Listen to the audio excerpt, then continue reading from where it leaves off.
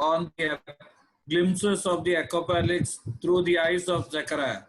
हम अपने आखिरी मनन पर आ चुके हैं, जो हम अंत के या प्रलय के बारे में जकरिया के नजरों से जो हम देखते आ रहे थे. Okay, my connection seems to be weak today. I'm getting warning, so if I get disconnected, I'll reconnect. So you may have to wait a minute. ठीक है, मेरे साथ बने रहिएगा. मेरा जो इंटरनेट का कनेक्शन है वो थोड़ा कमज़ोर है आज, तो अगर बीच में निकल जाते हैं तो आप इंतज़ार कीजिएगा, मैं वापस जुड़ जाऊंगा. Okay. We have been looking last few weeks on how the history panned out with the nation of Israel. पिछले कुछ हफ्ता में हमने देखा कि कैसे इतिहास इजराइल के लिए तैयार हुआ. Okay, if you see it is all just a collection of slides which we have seen earlier, so you'll get an idea of what is going on. And Israel moved from freedom and self-rule to being ruled by Gentile nations, and finally disintegrating as a nation and being dispersed, and then living under Muslim domination. Uncle, your screen is not visible. Huh? It is showing Leslie Edwin has started screen sharing, but there is no screen. There's no screen? Yeah, it is black. So maybe it was visible. It was visible, Linson. Oh, okay. Okay. Maybe it was only for you. Ah, okay. Okay. Anyway, I reconnect it again. I exited the screen share.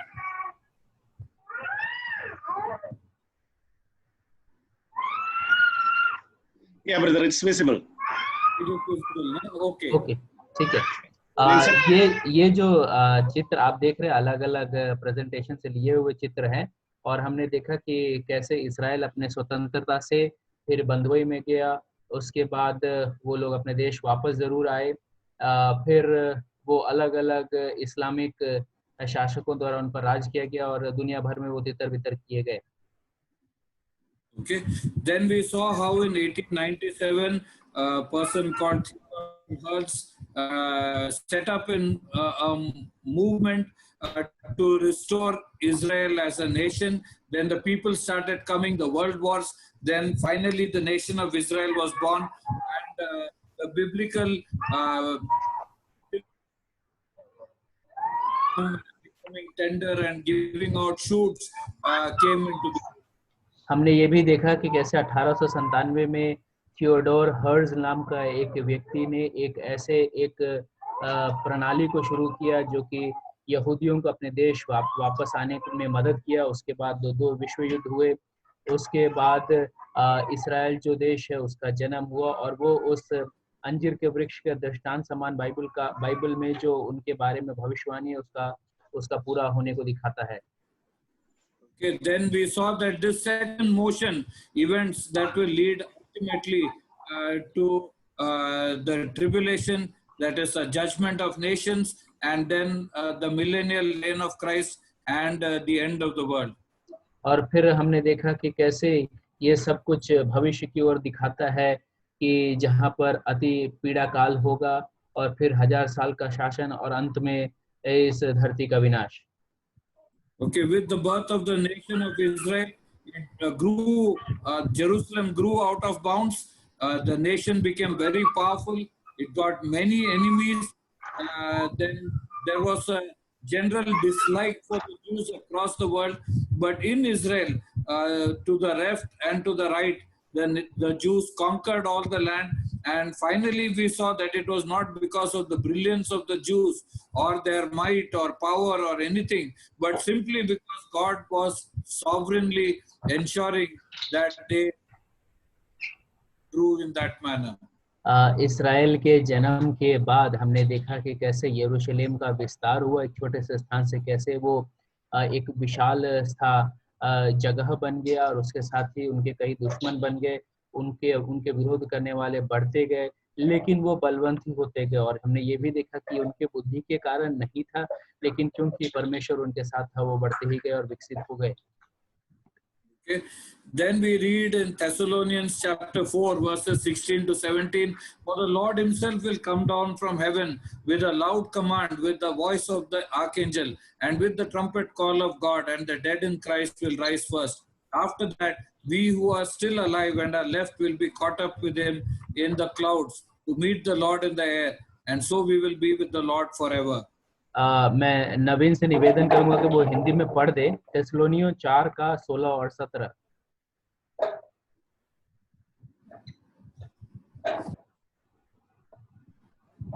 Naveen, if you can read for us.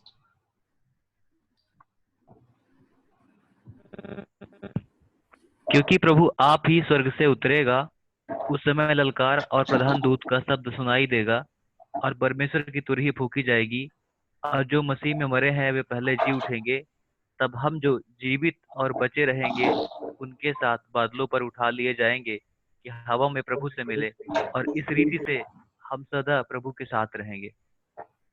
Okay, with the present age will end with the rapture of the church, and only the unbelievers will be left on the earth at that time.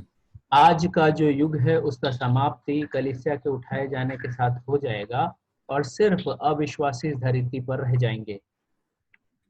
And it will set in motion the last period in Daniel's clock, that is the last 7 years, which is called as the time of Jacob's struggle. We have already seen that there were 3 things that are significant for this period. The first is that it is primarily aimed at Israel. Second thing is it will break the yoke of their foreign bondage. Okay, they will no longer be enslaved after that, and they will turn to the living God as a result. हमने ये देखा कि ये जो है अंत के Daniel भविष्यवक्ता द्वारा भविष्यवाणी की गई अंत के 7 साल को शुरुआत देगा कलीसिया का उठाया जाना, और उसको याकूब के कठिनाई का समय भी बताया गया है। और उसमें 3 बातें हमने देखी थी कि याकूब का तकलीफ उस समय समाप्त होगा और उसमें से बचाया जाएगा, और परमेश्वर उसके कंधे से जुए को हटा देगा और वो परमेश्वर की सेवा करने पाएंगे। Okay. So the purpose of the tribulation in one way is to bring the Jews back into the fold, back into obedience to God, back into submission to the lordship of the Lord Jesus Christ. इसलिए हम कह सकते हैं कि पीड़ा काल का जो उद्देश्य है वो इस्राएल को परमेश्वर के पास वापस लाने के लिए, इस्राएल को परमेश्वर का आज्ञा मानने वाला बनाने के लिए है। Okay, then we saw how during this tribulation period of 7 years, Israel, particularly Jerusalem, will be the focal point of many conflicts. There will be the Gog, Magog formation from the far north, which will invade the nation of Israel. Then the Antichrist will invade, and then the kings of the south and kings of the north are mentioned. You know, the Egypt and its allies, Syria and its allies, who will fight against the Antichrist in that same region, and the kings of the east will march against the same place. हमने ये भी देखा कि अंत के समय में यरूशलेम जो है वो संसार का केंद्र बिंदु रहेगा, सबका नज़र वहाँ पर रहेगा, और कैसे गोग और मगोग उनके खिलाफ युद्ध करने के लिए आएंगे उत्तर दिशा से। और फिर हमने ये भी देखा कि मसीह विरोधी जो है इन पर आक्रमण करेगा, और दक्षिण के राजा और उत्तर के राजा कैसे क्रिस्त विरोधी के खिलाफ युद्ध करेंगे और वो उनको हराएगा। So the tribulation period will see many wars and lots of death, destruction, horror, grief, and everything worst will take place during that time. और ये जो पीड़ा काल में है बहुत सारे युद्ध होने वाले हैं, बहुत लोग मारे जाएंगे, बहुत क्लेश का समय होगा, बहुत पीड़ा का समय होगा, और बहुत दुख का एक समय होगा। Prophet Joel also wrote about this in Joel chapter 3 verses 1 to 3. Maybe someone can read it in Hindi and the others can read what is there on the screen. Naveen? Whoever is reading, please read quickly. We don't have a lot of time.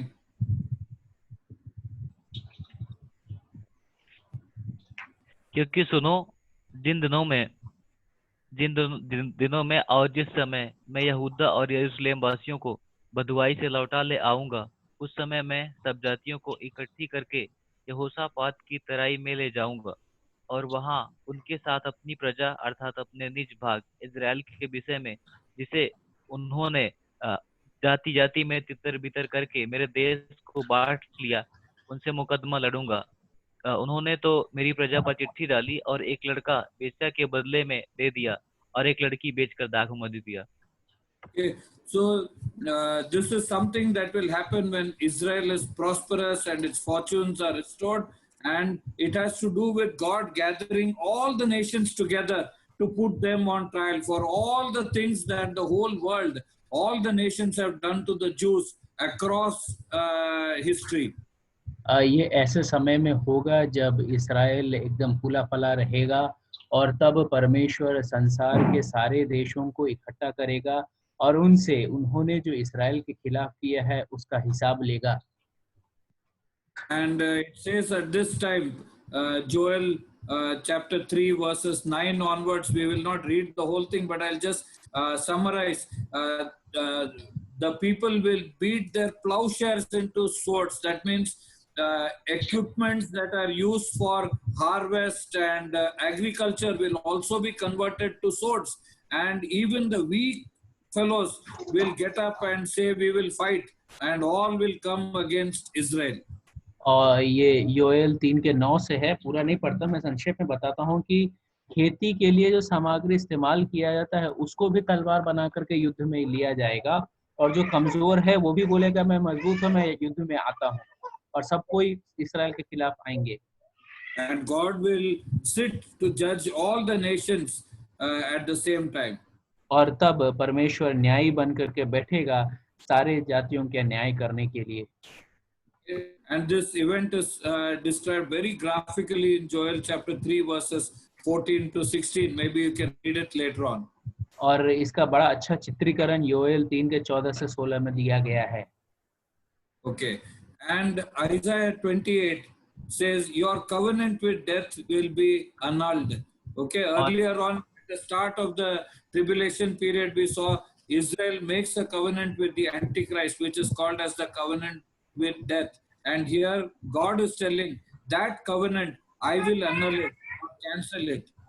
7 साल के शुरुआत में हम देखते हैं कि कैसे इस्राएल इस मसीह विरोधी के साथ एक वाचा बांधता है और परमेश्वर बोला यशायाह 28 में कि उस वाचा को मैं तोड़ डालूंगा। And it says that this whole trouble will sweep over you and you will get beaten down. और ये कहता है कि ये सारा क्लेश तुम्हारे ऊपर आएगा और तुम कमजोर पड़ जाओगे।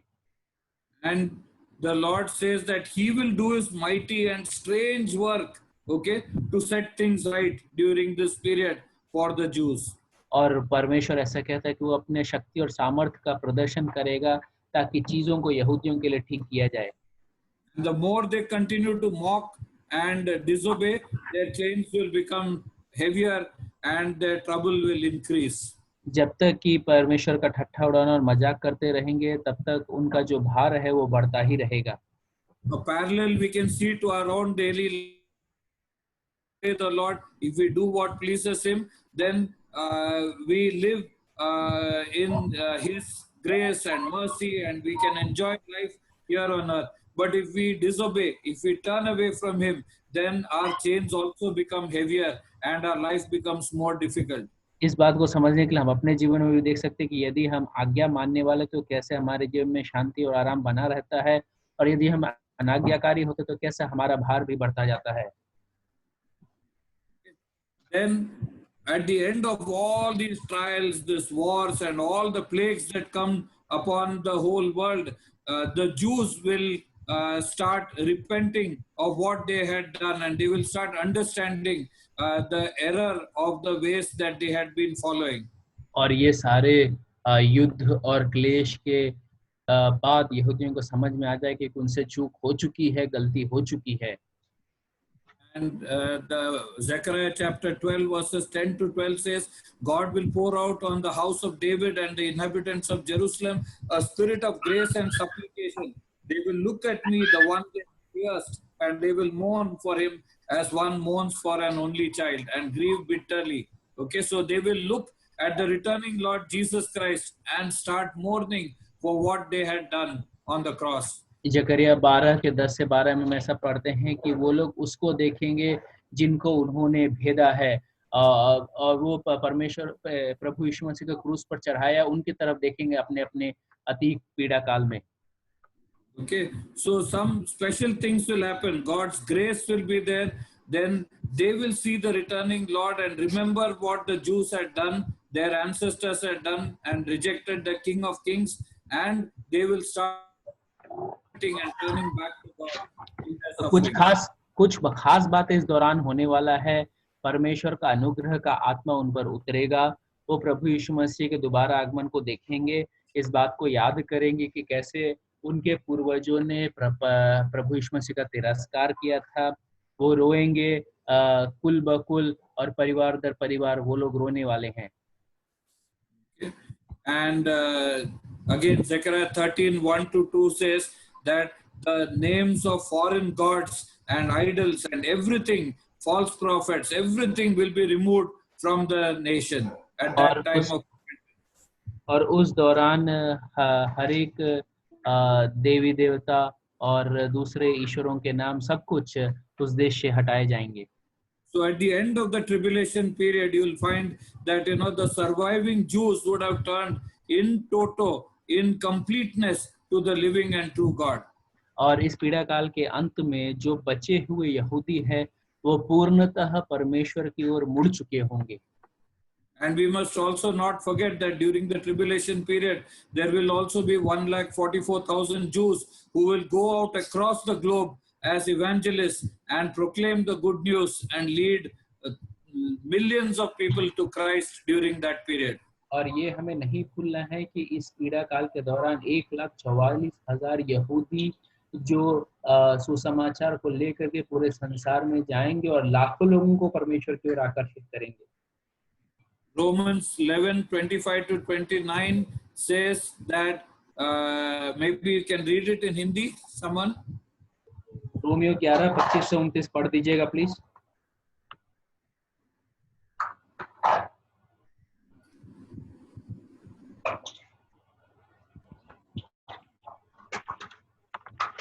हे भाइयों, कहीं ऐसा ना हो कि तुम अपने आप को बुद्धिमान समझ लो। इसलिए मैं चाहता हूं कि तुम इस भेद से अनजान रहो कि जब तक अन्य जातियां पूर्वी से प्रवेश ना कर ले, तब तक इजराइल का एक भाग ऐसा ही कठोर रहेगा, और इस रीत से सारा इजराइल उद्धार पाएगा।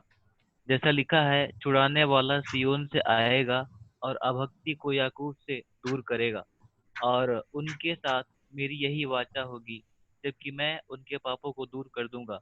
सुसमाचार के भाव से तो वे तुम्हारे लिए वे परमेश्वर के बैरी हैं, परंतु चुन लिए जाने के भाव से वे बाप दादों के कारण प्यारे हैं, क्योंकि परमेश्वर के वरदान और बुलाहट अटल है।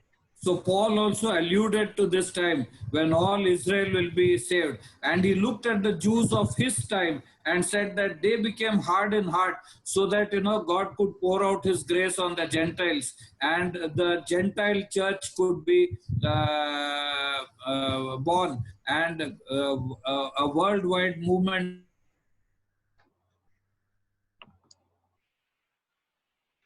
when the nation of Israel will be saved. प्रेरित पौलुस भी भविष्य को देख करके, इसराइल को देख करके ये बात बोल पा रहा था, और फिर अपने युग के यहूदियों को देख करके बोलता है कि कैसे इनका जो हृदय है वो कठोर रहेगा, ताकि अन्य जाति परमेश्वर के पास आ पाए, और जब अन्य जातियों की कलीसिया का संख्या पूरा हो जाएगा, तब इसराइल का उद्धार होगा। Okay. Then Zechariah chapter 14 verses 3-4 looks out to that point of time when all the wars are culminating in Armageddon, and then the Lord is coming back to fight with them. और जकरिया 14 के 3 से 4 में हम पढ़ते हैं कि कैसे उस समय जो सारे युद्ध हो रहे थे, उसके अंत के समय में कैसे अर्मगदोन में जब सारे युद्ध हो रहे हैं, उस समय परमेश्वर कैसे, प्रभु यीशु मसीह कैसे दोबारा आने वाला है। Okay, then the Lord will go out and fight against those nations, as he has fought in times past, because the Jews will not be strong enough to fight the whole world that is coming against them, but the Lord will come out to fight on their behalf. उस समय प्रभु उनके लिए युद्ध करने के लिए आएगा। यहूदी जो है इतने शक्तिशाली नहीं होंगे कि पूरे संसार से लड़ पाए, वो कमजोर पड़ चुके होंगे, प्रभु उनके लिए लड़ेगा। And at that time, according to Zechariah, God will stand on the Mount of Olives to the east of Jerusalem. You can see the graphic at the top, the Mount of Olives. You can see the Kidron Valley, and then Mount on which Jerusalem is there. Okay. फिर प्रभु जो है जैतून पहाड़ पर उतरेगा। आपको उसका चित्रीकरण आप सामने देख सकते हैं। And then the Mount of Olives will be split into two from east to west by a large valley. Half the mountain will move northward and half of it southward. और फिर ये जो जैतून का पर्वत है दो भाग में बंट जाएगा, आधा जो है उत्तर की तरफ और आधा जो है दक्षिण की तरफ चला जाएगा। There have been many earth splits. The one which is shown there is something which in the graphic is something which happened in Kenya, but something larger and more powerful will take place when the Lord sets foot on Mount Olives. धरती का अलगावट होना या ऐसा कई बार हो चुका है, लेकिन इस प्रकार का जो बट जाना है वो कभी नहीं हुआ है, और ये तभी होगा जब प्रभु यीशु मसीह वापस आएगा। It will set off a massive earthquake, and in chapter 14, verse 5, the prophet is asking them to remember the earthquake which took place when Uzziah was king of Judah, and people had fled from Jerusalem because of that massive earthquake. और बहुत बड़ा एक भूकंप होने वाला है, और जकरिया याद दिला रहा है कि उस भूकंप को याद करो जो उज्जिया जब राजा था तब हुआ था।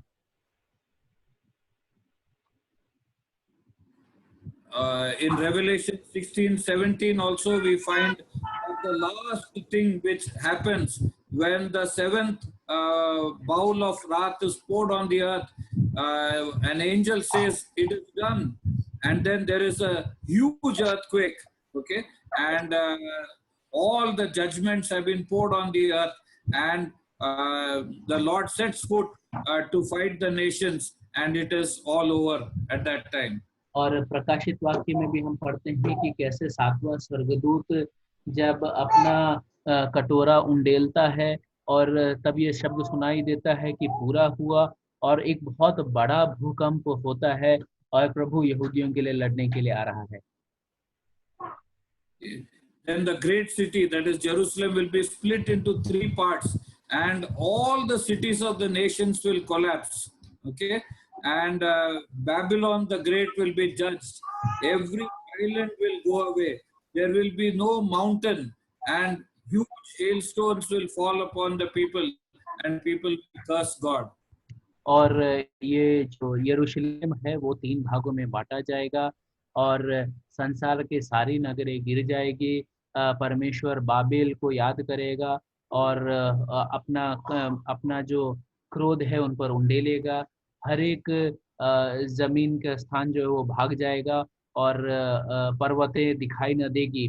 बहुत बड़े बड़े ओले लोगों पर गिरने वाले हैं और लोग परमेश्वर का अपमान करेंगे।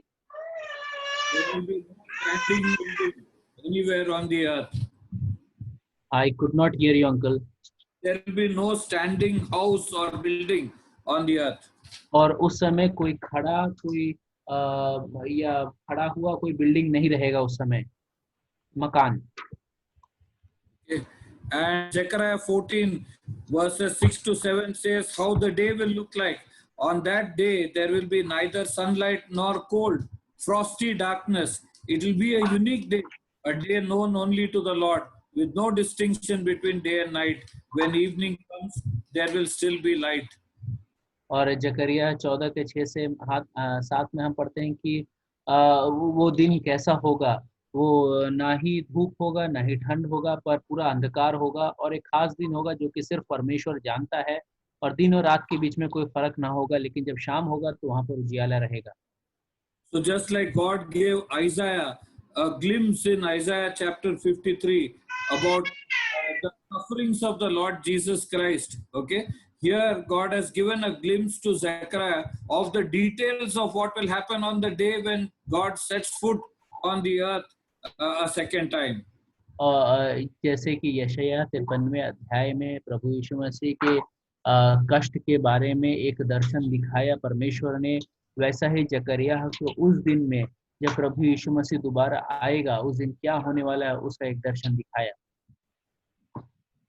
And Zechariah 14:8 says, on that day living water will flow out from Jerusalem, half to the east to the Dead Sea and half to the west to the Mediterranean. In summer, living water flowing out. और उस दिन जीविता पानी यरूशलेम से बहेगा, आधा जो है वो डेड समुद्र की तरफ और आधा जो है मेडिटेरेनियन सी के पास जाएगा।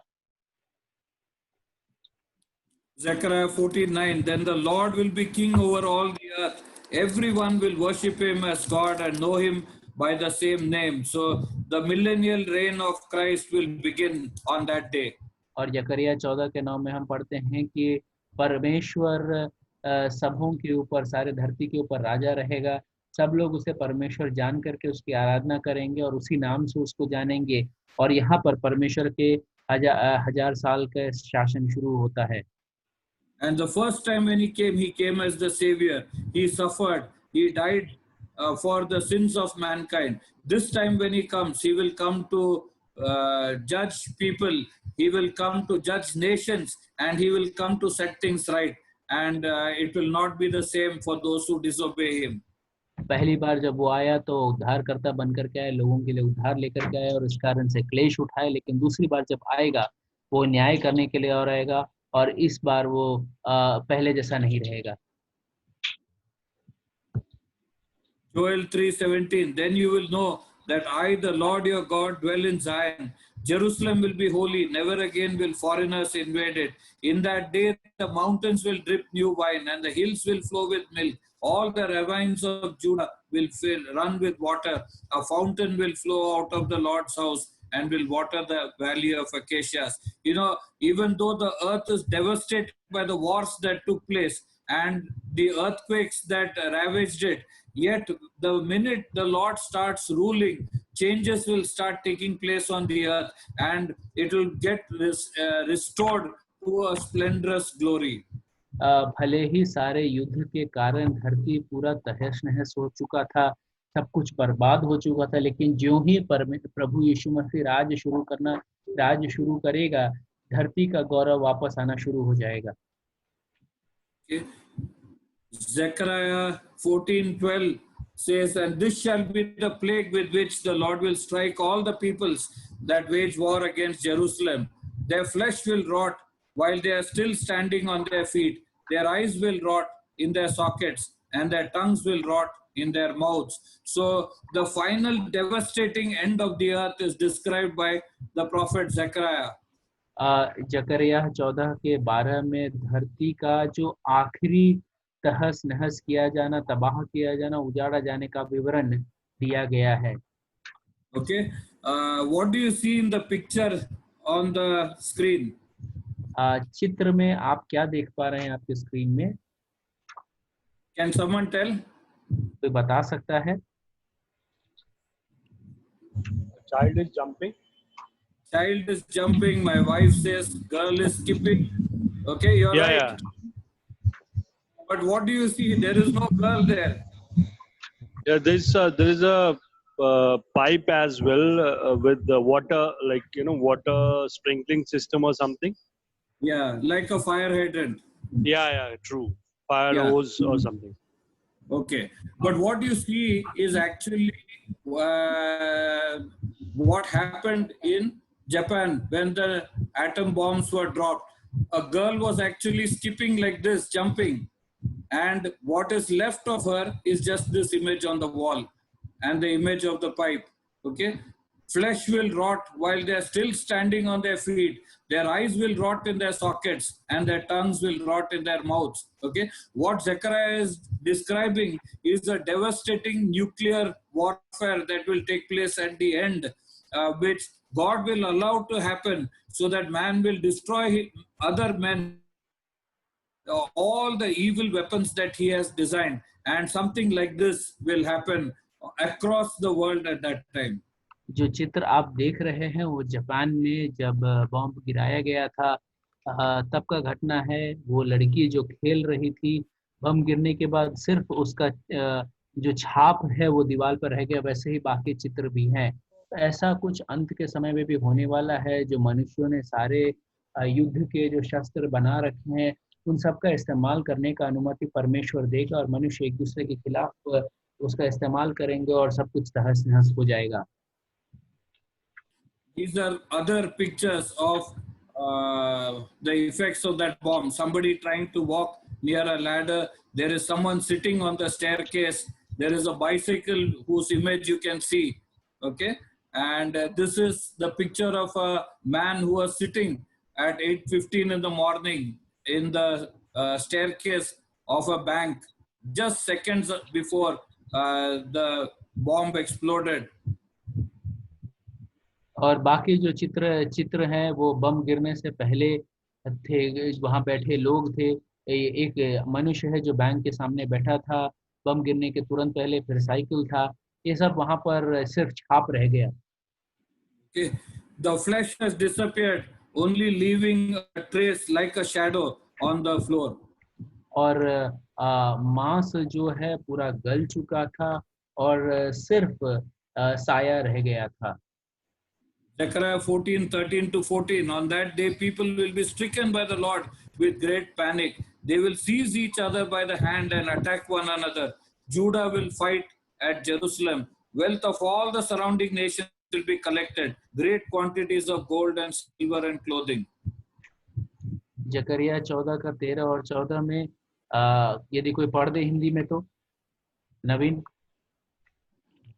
उस समय यहोवा की ओर से उनमें बड़ी घबराहट बैठेगी और वे एक दूसरे के हाथ को पकड़ेंगे और एक दूसरे पर अपने हाथ उठाएंगे। यहूदा भी यरूशलेम में लड़ेगा और सोना, चांदी, वस्त्र आदि चारों ओर की सब जातियों की धन संपत्ति उसमें बटोरी जाएगी और घोड़े, खच्चर, ऊंट और गधे वरन जितने पशु उनकी छावनियों में होंगे वे भी ऐसे ही बीमारी से मारे जाएंगे।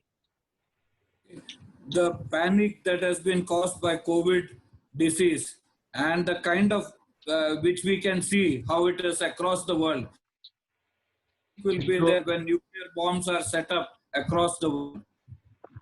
जो भय कोविड के कारण है और जो अनारोग्यता कोविड के कारण है, वैसा ही कुछ रहेगा जब बम लगाए जाएंगे संसार के हर कोने में। And the same disease will fall on horses, mules, and camels. Okay, this confirms that it is a nuclear weapon because that is the only thing which destroys flesh and does not destroy the metallic things which are there in its path. और घोड़ों पर और ऊंट पर और सब ऐसे जानवरों पर भी ऐसा ही बीमारी आने वाला है और ये दिखाता है कि ये न्यूक्लियर बॉम्ब का ही इस्तेमाल किया जाएगा। After those two bombs were put, the world said never again, but the Bible says it will happen again. दो बम जापान में गिराने के बाद संसार ने बोला कि फिर कभी नहीं, लेकिन बाइबल ऐसा बोलता है कि दोबारा होगा।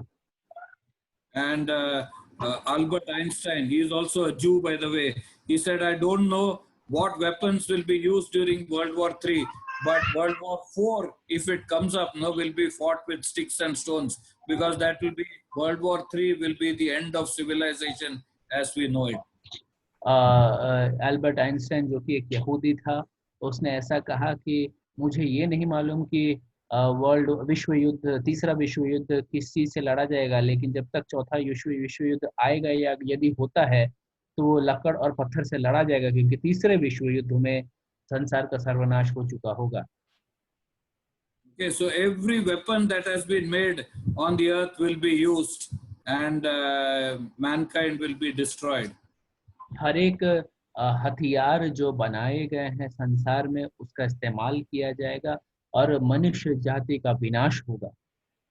And many of these weapons of mass destruction are described in the Bible, but many of the prophets have used terminology like horses or locusts or something that is some animal or a creature which is spewing out sulfur and fire. Okay, but from their position of technology which was there at that time, that is the best and accurate description that they could give of the weapons which God showed them, which will be used during the fights.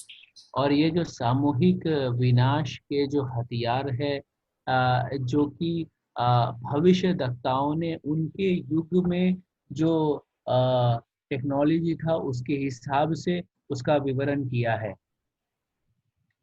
Okay, and what you see there, that bomb which is called as Moab, okay, it is mother of all bombs. That is owned by the US now. They used it against the ISIS just a couple of years ago. It is the most powerful bomb. It created an earthquake of a strength of 6 on the Richter scale, which is considered as a major earthquake. और ये जो चित्र आप देख रहे हैं उसको मोआब बोलते हैं जो कि सारे बमों का माँ है ऐसा बोला जाता है और ये अमेरिका के पास है और उन्होंने इसका इस्तेमाल आईसिस के खिलाफ 2 साल पहले किया था और उसके कारण एक बहुत बड़ा भूकंप भी हुआ।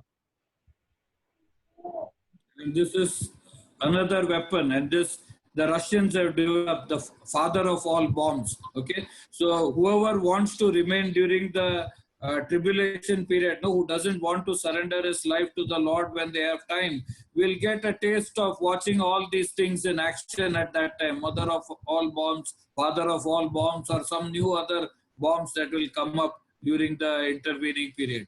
हर एक जो प्रभु के हवाले अपने जीवन को नहीं किए हैं अंत के काल में उनको ये सब बमों को देखना पड़ेगा। Okay, then in 2 Thessalonians chapter 2 verse 8, the Bible says the Lord Jesus will overthrow with the breath of his mouth and destroy by the splendor of his coming the lawless one or the Antichrist. Okay, the returning Christ will put an end to the reign of the Antichrist. And Revelation 19:21 says, the rest of the evil people on the earth were killed by the sword that comes out from the mouth of the rider on the horse, which is the Lord Jesus Christ. दूसरे थिस्सलुनीय 2:8 में हम ऐसा पढ़ते हैं कि प्रभु यीशु मसीह विरोधी को अपने मुख के श्वास से गिरा देगा और उसे हरा देगा। तो प्रकाशित वाक्य 19:21 में हम पढ़ते हैं कि धरती में बचे हुए जो लोग थे वो घुड़सवार के मुंह से निकलने वाले तलवार से मार दिए जाएंगे। And in the book of Matthew chapter 24, we are told that if God had not shortened this period, then the whole of mankind would have been finished by all the wars and distress that was there on the earth. So for the sake of the elect, the saved during the tribulation period, the Lord will return and he will put an end to this madness. और मत्ती हमें बताता है कि यदि इस काल को परमेश्वर ने छोटा नहीं किया होता तो पूरा मानव जाति ही खत्म हो गया होता, लेकिन अपने चुने हुए लोगों को बचाने के लिए परमेश्वर ने इस काल को छोटा रखा है।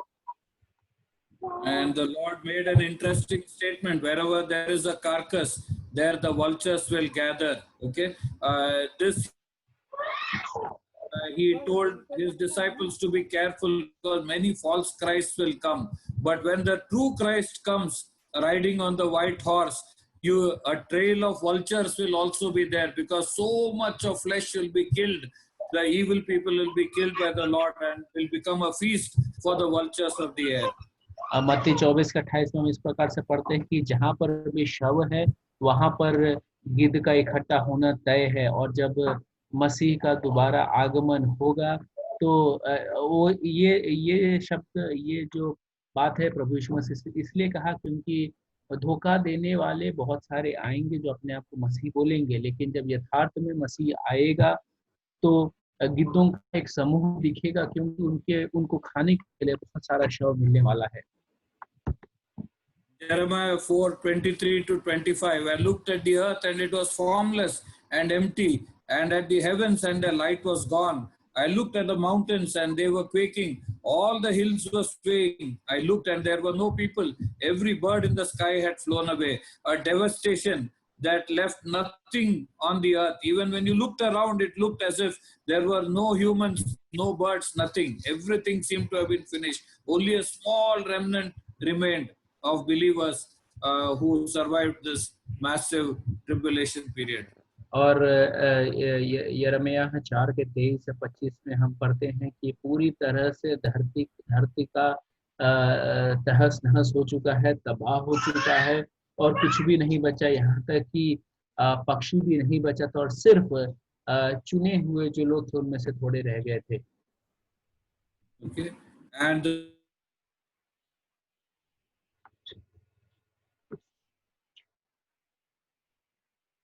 rule with an iron I scepter. could not hear you, uncle. The Lord, when He returns, can you hear me now? Yes. Yeah, the Lord, when He returns, will establish a kingdom that will be enforcing all the laws of God in a strict manner. और जब प्रभु यीशु मसीह दोबारा आएगा और राज करेगा, तब परमेश्वर के जो नियम कानून है बड़े कड़ाई से उसका अनुपालन करवाया जाएगा. And the millennium will begin with the establishment of the reign of the Lord Jesus Christ, and it will begin by Satan being thrown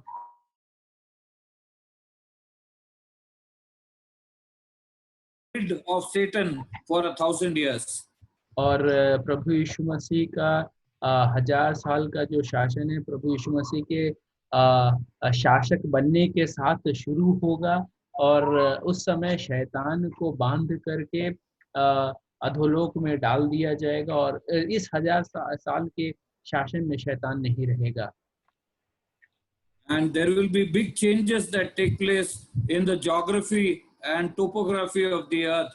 Jerusalem will be raised up according to Zechariah chapter 14 verse 10, and it will be lifted up above the other mountains. और भूगोल और स्थलाकृति में बहुत सारे फर्क आने वाला है. यरूशलेम जो है ऊंचे की तरफ उठाया जाएगा. And Jerusalem will be inhabited and will be secure thereafter. Never again will it be destroyed. और यरूशलेम जो है लोगों के द्वारा बसाया जाएगा और फिर कभी और वो सुरक्षित रहेगा और कभी भी यरूशलेम में विनाश फिर नहीं होगा. Then Isaiah 2:2-4 talks about this period, about how Jerusalem will become the highest of mountains, and people from across the world will say, "Come, let us go up to the mountain of the Lord." Okay, because here the Lord will be giving His laws, He will be teaching His word, and He will sit there and judge nations, and people will now turn weapons of warfare into weapons of agriculture. Okay, the reverse of what took place in the tribulation period will take place, and the dreams on which United Nations was set up and which fell through will now be a reality when the Lord is reigning on the earth. यशायाह 2:2-4 में हम पढ़ते हैं कि कैसे यरूशलेम सबसे ऊंचा पर्वत होने वाला है और लोग ऐसा आपस में बोलेंगे कि चलो हम परमेश्वर के पर्वत पर चलते हैं. प्रभु वहां पर अपना व्यवस्था देगा, अपने शब्दों को सिखाएगा और देशों के बीच में न्याय करेगा और लोग जो हैं शस्त्र को खेती बाड़ी के लिए इस्तेमाल करेंगे, जो कि क्लेश के काल में खेती बाड़ी का सामान औजार जो है उन्होंने युद्ध के लिए इस्तेमाल किया था. इसका ठीक विपरीत होने वाला है और लोग और जिस उद्देश्य से संयुक्त राष्ट्र को बनाया गया था वो उद्देश्य यहाँ पर पूरा होने वाला है. Okay, then the resurrection will take place. Revelation 20 were martyred during the tribulation period. They will also come to life and they will reign with the Lord on the earth. और उसके बाद पुनर्जीवित किए जाएंगे परमेश्वर के जन और इस पीड़ा काल में जो शहीद हुए हैं वो भी पुनर्जीवित किए जाएंगे. people who will have long lives. You can read some of these verses later on. Isaiah 65 verses 20 to 22. Anyone who dies at 100 will be thought as a mere child, okay, as if a child has died. और ऐसा समय होगा जब कोई 100 साल का मर जाता है तो ऐसा प्रतीत होगा कि कोई बच्चा मर गया है. Okay, that verse says that people will live like trees in verse 22. 22वें आयत में ऐसा लिखा है कि लोग जो है वृक्ष के समान होंगे.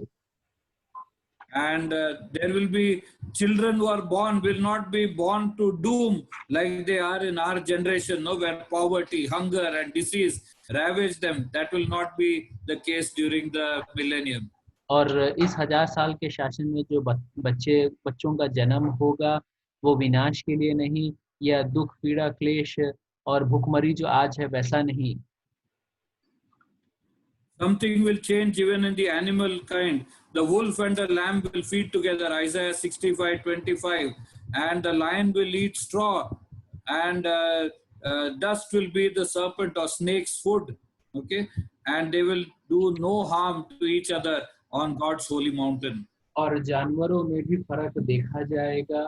जो भेड़िया और जो भेड़ है वो एक साथ खाना खाएंगे, और शेर जो है वो घास फूस खाएगा, और सर्प जो है वो धूल खाएगा. वो एक दूसरे को हानि नहीं पहुंचाएंगे. You can read more details in Isaiah 11:6-9, which talks of even an infant who will be leading all the wild animals and going forward. और यशायाह 11 के 6 से 9 में और आप विवरण पढ़ सकते कैसा एक शिशु भी जंगली जानवरों के साथ खेला करेगा. And everyone, Zechariah chapter 14 verse 16, everyone who survives from all the nations will come to Jerusalem to celebrate the Feast of Tabernacles or Feast of Booths. That is celebrated by building a tent in a terrace or open space. और जकरिया 14 के 16 में बताया गया कि जो कोई बचे हुए हैं वो लोग सब यरूशलेम साल दर साल राजा का आराधना करने के लिए आएंगे, और तंबू का जो पर्व है उसको मनाया करेंगे. Soon after some time I'll be taking a series on the 7 feasts of Jehovah, and this is one of the feasts we'll be studying in detail at that time. It signifies the millennium. और कुछ समय बाद यहोवा के जो 7 पर्व है उस पर हम मनन करने वाला, और ये जो पर्व है उनमें से एक है. And people from surrounding nations will also come to Jerusalem to celebrate the Feast of Tabernacles. If they don't do that, then they will be punished with drought. There will be no rain in the place where people don't come to Jerusalem to celebrate the Feast of Tabernacles. और दूसरे देश के लोग भी इस तंबू का पर्व मनाने के लिए यरूशलेम आया करेंगे, और यदि वो नहीं आते हैं तो वहाँ पानी की किल्लत हो जाएगी और लोग तकलीफ में पड़ जाएंगे, इसलिए उनको आना ही पड़ेगा. So the Bible encourages us in Luke 21:36, watch therefore and pray always, that you may be counted worthy to escape all these things that will come to pass and to stand before the Son of Man. लूका 21 के 36 में हमें सचेत रहने के लिए बताया गया, प्रार्थना करने के लिए, ताकि हम इन सब बातों से बचाए जाए. Okay, we need to be careful in the days ahead not to do things that displease God, but do the things that will please God, be obedient, know His ways, understand His will, and live according to it. हमें इसलिए सचेत रहने की जरूरत, हमें ऐसा कुछ भी नहीं करना है जो परमेश्वर को पसंद नहीं है, लेकिन जो कुछ को चाहता है हम उसकी आज्ञा मानते हुए उसकी इच्छा को पूरी करने वाले हो सके. Jesus told the parable of a man who gave charge to his servants and then went away, and he said that when he came back, it will be good for the servant whom the master finds him doing so when he returns. हम उस दृष्टांत को जानते हैं जहाँ पर मालिक दूर देश गया और अपने सेवकों के हाथ में कार्य दे करके गया, और ये अच्छा है कि जब मालिक वापस आए तो वो उनको अपने कार्य में पाए, ऐसा बताया गया है. To all of us is given the responsibility of sharing the gospel, because the Lord has said, go into the whole world and make disciples of all nations. And it's a responsibility, and God will check us for our faithfulness in telling about Him to others. और हमें हर एक को ये जिम्मेदारी दिया गया है कि सुसमाचार को हम लोगों के बीच में बांटे, और ये हमारा जांच किया जाएगा कि हमने कैसा इसको किया. And when the 1,000 years are over, Satan will be released from prison and will go out and deceive the nations. And once again, he will wreak havoc on the earth. और 1000 साल के काल के पूरे होने के बाद शैतान को फिर से छोड़ दिया जाएगा, और वो संसार के 4 कोनों में जाएगा और फिर से तहस नहस करेगा. Okay, but the prophet Zechariah is silent about what will happen beyond the millennium. लेकिन जकरिया में 1000 साल के बाद क्या होने वाला है, उस पर उसने चुप्पी साध दिया है. Okay, but are we ready for the coming of the Lord? Because He will come during this age in a secret way, in the twinkling of an eye. We will be able to either those of us who are dead will be transformed and taken there, or we will be transformed and caught up to Him in a twinkling of an eye. और क्या हम तैयार हैं उसके दोबारा आगमन के लिए? वो आने वाला है और चुप्पी में आने वाला है, और आँख पलक झपकते ही हम उठा लिए जाएंगे. जो जीवित है और जो मर गए हैं वो रूपांतरित हो जाएंगे. Maybe Linson can close in prayer and then continue the rest of the things that are planned for today. Okay. हम प्रार्थना करेंगे. हमारे जीवित अनुग्रहकारी पिता परमेश्वर, आज की शाम के लिए हम आपको धन्यवाद देते हैं. हमारे जीवन में ये अवसर दिया कि आपके संत जनों के साथ आपकी उपस्थिति में हम बैठ सके. इस प्रकार से भले ही हम अलग अलग शहर में और काफ़ी दूर हैं, लेकिन आपने इस तरह हमें जोड़ा है, इसके लिए हम आपको धन्यवाद देते हैं. जकरिया से के पुस्तक से पिछले 2 महीने में सीखने का अवसर हमें दिया, इसके लिए हम आपको धन्यवाद देते हैं. वचन में जो भविष्यवाणियाँ दी गई है, आपका इस संसार के लिए उद्देश्य, इजराइल के लिए उद्देश्य और इजराइल का भविष्य और आपका दोबारा आगमन, ये सब कुछ आपने हमें सिखाया, इसके लिए हम आपको धन्यवाद देते हैं. प्रभु जी, होने दे प्रभु जी, इन बातों पर हम और मनन कर पाएँ और इन बातों को और सीख पाए और आपके और नज़दीक आ सके. प्रभु जैसे हमें याद दिलाएगा कि हमारे की जिम्मेदारी है कि हम सुसमाचार को बांटें. प्रभु जी, वो बांटने के लिए हमें हिम्मत और हियाव दीजिए और आपके लिए और भी शोभायमान होने में हमारी मदद करे. प्रभु जी, बचे हुए समय को आपके हाथों में सौंपते इस प्रार्थना को मांगते हैं अपने उद्धारकर्ता मसीह के नाम में, सुनिए, ग्रहण कीजिए. आमीन.